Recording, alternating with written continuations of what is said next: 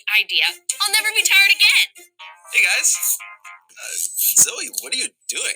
What does it look like I'm doing? I'm making an energy drink. Yeah, one of the ingredients is giraffe sweat. Well, giraffes only need 4 hours of sleep a day. Zoe, the way our bodies naturally make energy is just so much better than that.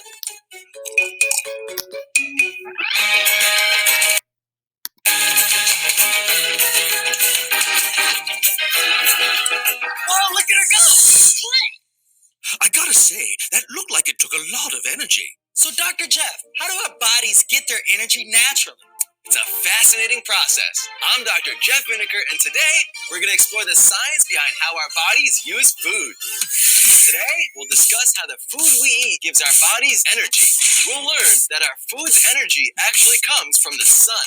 And we'll explore how the sun's energy is transferred to plants and animals that become our food.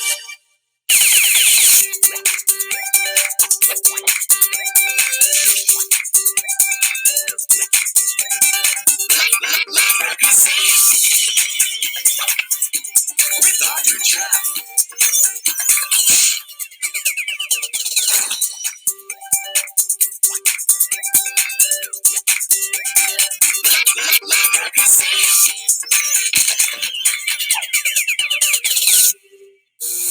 Welcome to Labracazam, where we make science make sense. Quick question, why do we eat? Because we're hungry? That's true. Hunger is our body telling us it needs energy to keep on going. All of the energy we get from food can be traced back to its source, the sun. Take, for instance, this hamburger.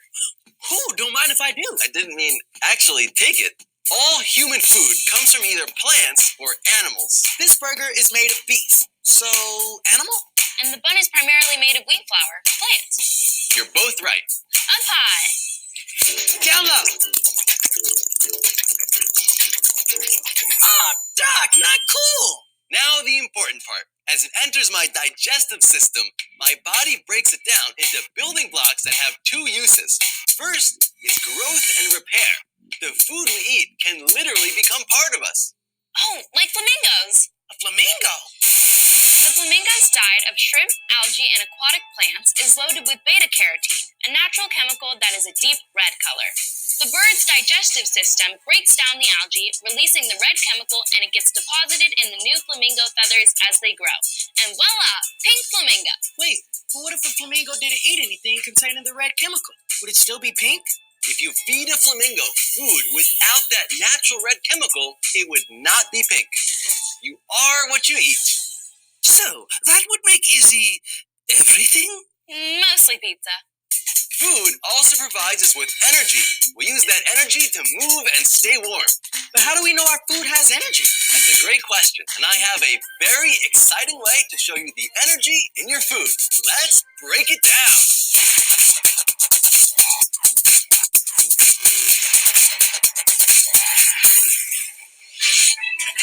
Don't try this at home. We're going to show that food has energy by mixing it with an oxidizer. That's a chemical that provides a lot of oxygen to help things release energy. Zoe and Izzy have the same containers in front of them with an equal amount of oxidizer. Now we're going to mix in 3 different foods. Izzy has steak in front of him. The steak has been dried and ground up into a powder. In front of me is candy, which has also been turned into a powder. And in front of Zoe is grass, which has been dried and turned into a powder. Alright, the next step is we're going to take 1 spoonful of our food material and we're going to mix it into the oxidizer. Perfect. Now it's time to light it on fire. If your food item has stored energy, it's going to burn. This could be dangerous, so stand back.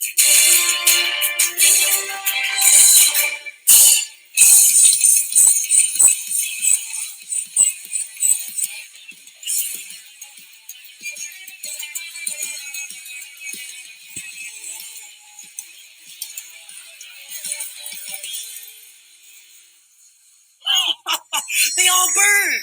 How might this be evidence that these foods have stored energy? If the food burns with the oxidizer it's mixed with, it means it has stored energy that can be used by our bodies, which also means that meat, grass, and candy all have stored energy. Labracazam. So grass is food? It is if you're a cow. Cows need energy just like humans do, and they get the same things from it that we do.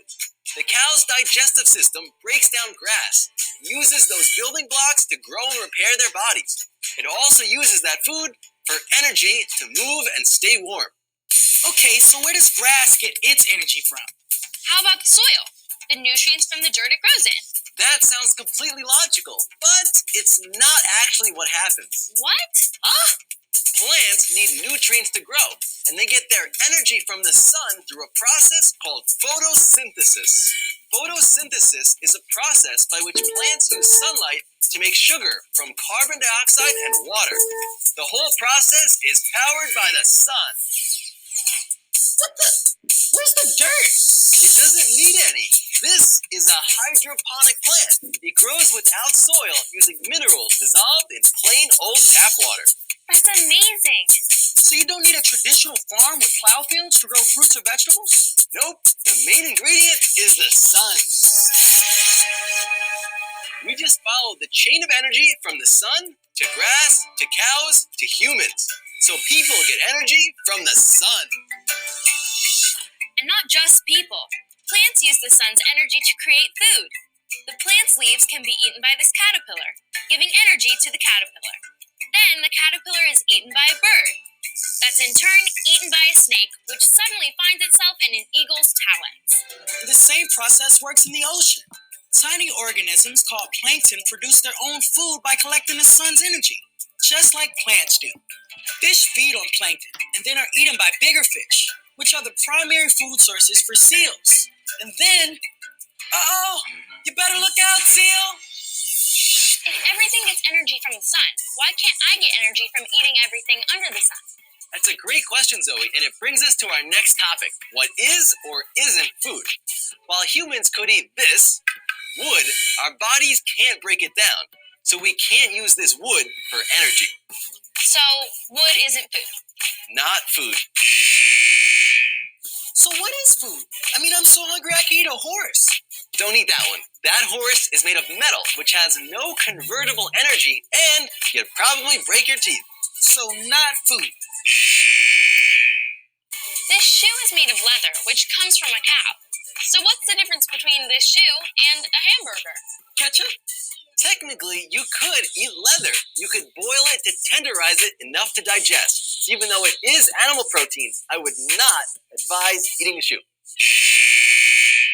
Vitamins and minerals. This is food, right? Man, this game is hard. Wait, vitamins aren't food? Vitamins and minerals can provide building blocks to help us grow, but they don't give us any energy, so not food.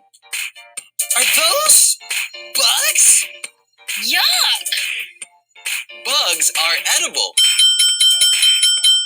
Many are high in protein, and they can be cooked easily and quickly. In fact, it's a delicacy in some countries.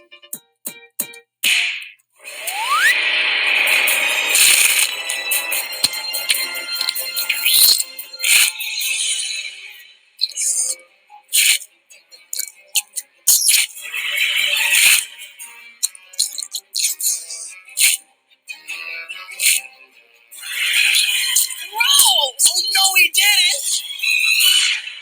Just like Mom used to make. So food provides us with energy and building blocks. But what's the difference between healthy and unhealthy foods? For that, why don't we go to Izzy with some Real world science!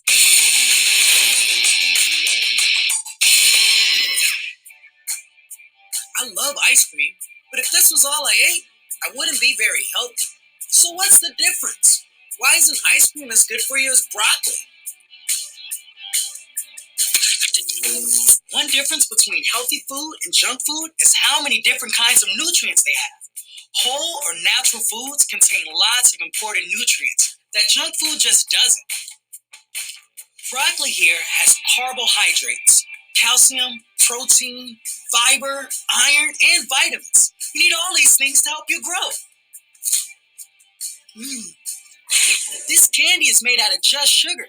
If all you ate was sugar, you have lots of energy, but you wouldn't get all the building blocks you need to grow. Now let's kick it over to Zoe.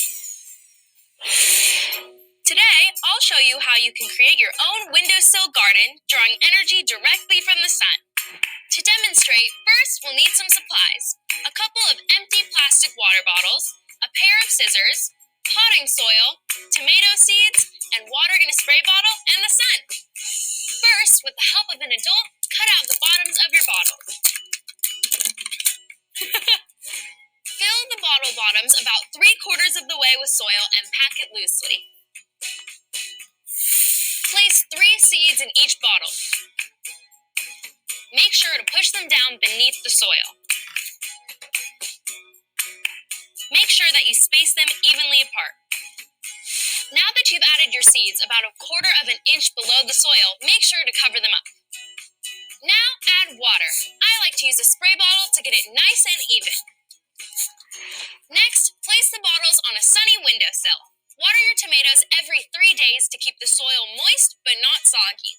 Be sure to check the packet for specific needs and best results. As the plants absorb the sun's energy, you'll start to see results in as fast as a couple of weeks, and before long, you'll be ready to harvest. Once your tomato plants get about 6 inches tall, you'll have to transfer them to a bigger pot. Try it yourself. Thanks, Zoe. Now, let's review. Today, we learned that energy from food once came from the sun. The sun's energy is captured by plants and then transferred to the animals that eat them. Food provides energy and building blocks to help us grow and repair.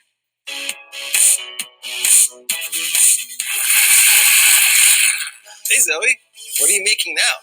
I'm making another energy drink, but this time I'm applying what we learned today. Since all of our energy comes from the sun, I'm making this using my Sunday morning orange juice, sunflower seeds, sun-dried tomatoes, and fried eggs sunny side up. Should I tell her? No, I want to see the look on her face when she tastes it.